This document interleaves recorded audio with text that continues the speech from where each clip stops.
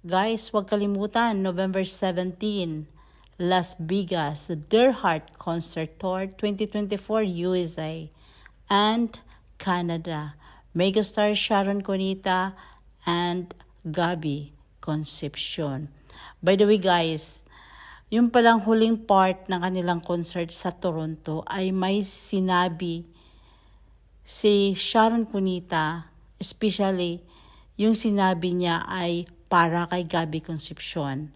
At talaga namang tagos puso bilang isang tagahanga sa kanila at nakasubaybay sa kanilang buhay mula silang nag-umpisa sa Dear Heart hanggang nag-asawa sila at nagkaroon ng anak ay talaga namang napaka sakit. Na-touch talaga ako sa sinabi ni Sharon Cunita doon kay Gabby Concepcion.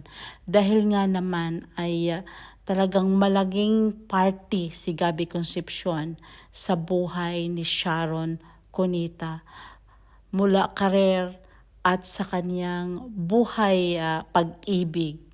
At ayun nga ay nagkaroon sila ng anak na si Casey Concepcion na napakagandang anak nilang. That followed after. Yes.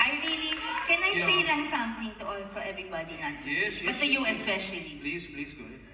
I could never have had a beautiful beginning in my movie career and a beautiful journey if I had not been paired with Gabby.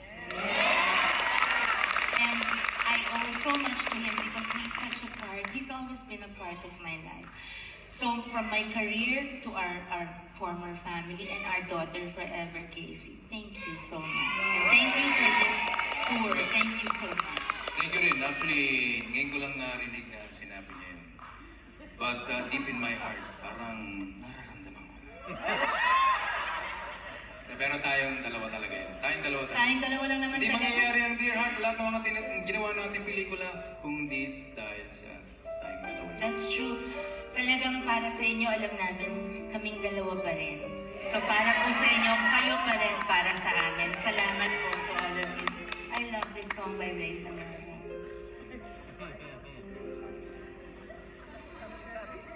God.